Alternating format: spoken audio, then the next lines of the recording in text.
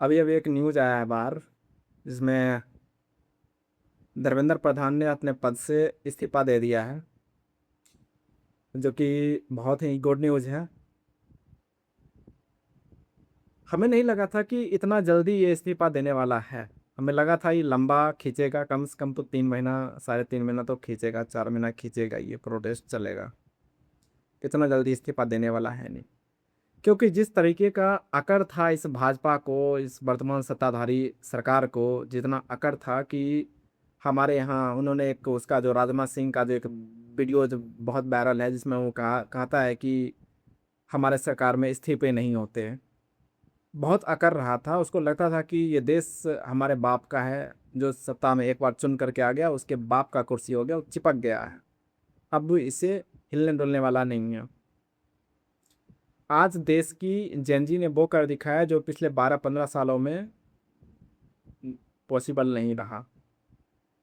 Gen Z ने वो कर दिखाया कि जो नहीं होने वाला था वो करके दिखाया। गलत लोगों से उलझ गया था ये भाजपा वाले, गलत जनरेशन से उलझ गया था एक्चुअली। दिक्कत ये थी, आफ्टर ऑल उसको झुकना पड़ा। वो कहते हैं ना, मुझे वो शेर याद आता है कि संघर्षों की सायों में इतिहास हमारा पलता है, जिस ओर जमानी चलती है उस ओर जमाना चलता है। आज जेनजी के पावर को दुनिया ने देखा, सरकार ने भी देखा, और अंततः सरकार को झुकना पड़ा है। पिछले 25 दिनों से सोनम वांगचुक जी धरने पर बैठे थे ताकि हमारी बात सुना जाए, बात सुना जाए। सारे लोग पीसफुल प्रोटेस्ट कर रहे थे, लेकिन शांति से लोगों को कान में आवाज नहीं जा रही थी। सब ये बात कह रहे थे कि मतलब अरे तुम लोग फालतू में बैठे हुए हो, क्या होगा इस प्रोटेस्ट से, कुछ नहीं होगा, ये कोई इस्तीफा नहीं देगा, कोई इसका कुछ नहीं होने वाला है, तुम लोग फालतू में अपना समय वेस्ट कर रहे हो, एनर्जी वेस्ट कर रहे हो, इधर उधर फलाना ढिमका। मतलब वो दुष्यंत कुमार का वो लाइन याद आता है मुझे कि वो मुतमईन है कि पत्थर पिघल नहीं सकता, हम बेकरार हैं अपने आवाज़ में असर के लिए। फाइनली वो आवाज़ असर कर चुका है और सरकार को झुका दिया गया है। और आज सच में बहुत खुशी का दिन है सारे जंजियों के लिए कि जो इतने दिनों से इतना लाठी खाया, जिस तरीके से गंदे तरीके से जंतर मंतर पे मारा गया लड़का और लड़कियों को, हाथ तोड़ा गया, पैर तोड़ा गया, कपार फोड़ा गया, लड़कियों के कपड़े फाड़े गए, क्या क्या नहीं किया गया लड़कियों को, इवन लड़कियों को गंदे तरीके से मारा गया भाई, लाठी से हिप्स पे। वही तो एक आईपीएस था या एक कोई पुलिस अधिकारी था लंबा करके, भाई लड़कियों को गलत तरीके से मार रहा है, लड़की चुपचाप खड़ी है, उसको धड़ाम। ये क्या तरीका है भाई, कुछ कर भी नहीं रही है, इस तरीके से इतना गंदे तरीके से मारना। भाई मतलब कॉमन सेंस की मतलब थोड़ा भी सिविक सेंस नहीं था। उसके घर में अपने बच्चे नहीं थे, उसको अपने घर में बेटा और बेटी नहीं था, उसको अगर कोई मारता तो उसको कैसा दर्द होता भाई, कितना बुरा लगता। इतना गंदे तरीके से बच्चों को पीटा जंतर मंतर पे, जिसकी मतलब कह नहीं सकते, देख करके मतलब आत्मा झकझोर देने वाली वो दृश्य था। ऐसे ऐसे फुटेज बाहर निकल करके आ रहे थे, इस तरह गंदे तरीके से मारा, घसीटा पीटा। क्या चल रहा है भाई। मतलब सरकार ने जो ऊपर बैठे हुए जो आपके आका हैं, उन्होंने आपको ये बताया है कि भाई प्रोटेस्ट को रोकना है, इतना ही चार्ज करना है लाठी जितना सामने वाले बच्चों को कुछ हार्म ना हो। तुम इस गंदे तरीके से मारोगे, इतना गंदे तरीके से। हम्म। मतलब इन लोगों को रत्ती भर भी शर्म नाम की चीजें नहीं थी, पूरा शर्म घोल करके ये लोग पी चुका था। देख करके इतना मतलब गुस्सा आ रहा था अंदर की, लगता है काहे, क्या है इन लोगों को, मतलब बख्शना नहीं चाहिए। और इन लोगों के ऊपर कार्रवाई होनी बहुत ज़रूरी है, क्योंकि अब तो फिर फाइनली इस्तीफा आ चुका है, जो हमारा मेन मोटिव था कि उसका इस्तीफा देना। और इस्तीफा देना बहुत ज़रूरी था, क्योंकि एक्चुअली क्या है कि जवाबदेही तय करनी बहुत ज़रूरी है, जवाबदेही नहीं था ना। ये लोग बहुत अकड़ करके चल रहे थे कि मतलब जो बैठ गया है वो चिपक गया है।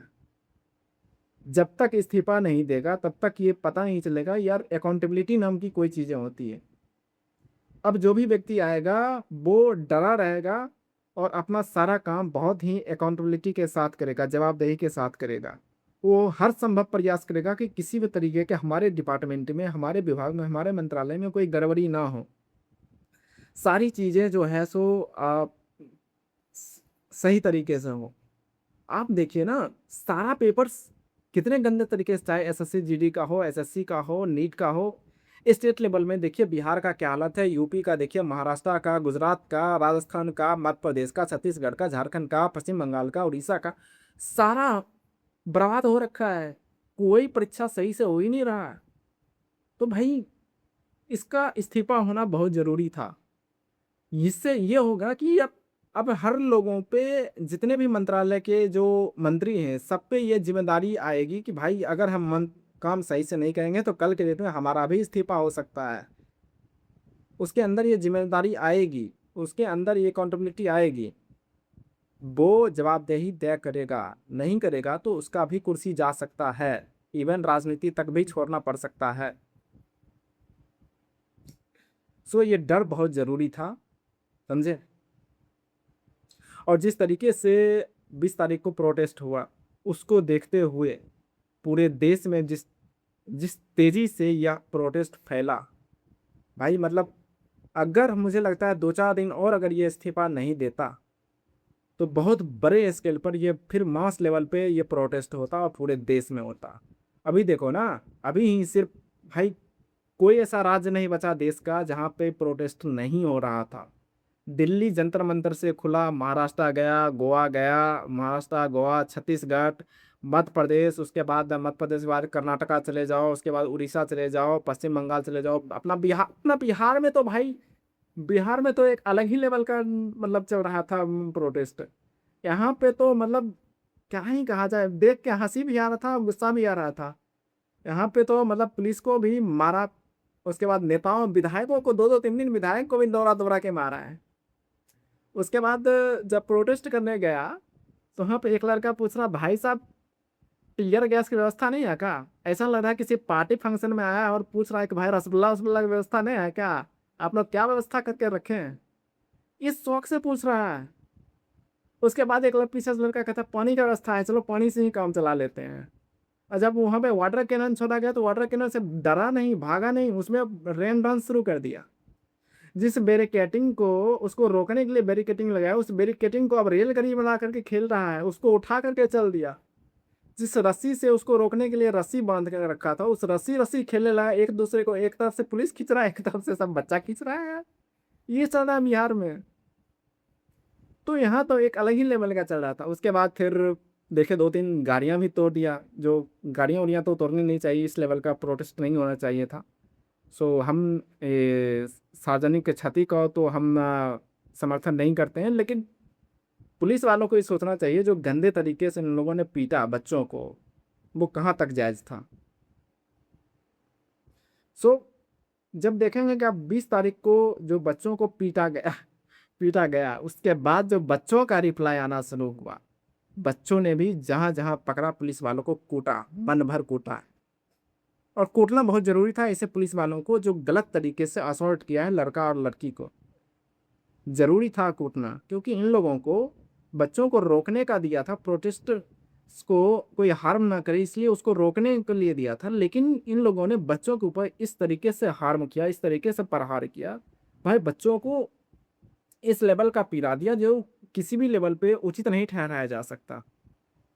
तो बच्चों ने भी खूब अच्छा खासा बदला लिया, थूर थार के, कोई लाश से मारा, कोई जहां पकड़ रहा पुलिस वालों को वहीं थूर रहा है ना। सो बहुत सही किया। सो अब तो खुशी की बात है, आज ने दे दिया है इस्तीफा। अब आगे देखते हैं आगे। और एक और मांग था जिसमें जो जो बच्चे सुसाइड किया था उसको 1-1 करोड़ रुपया का मुआवजा दिया जाए।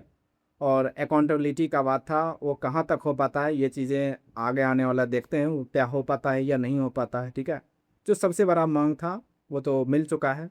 अब आगे देखते हैं इस प्रोटेस्ट का क्या हो पाता है भविष्य। ठीक है, धन्यवाद।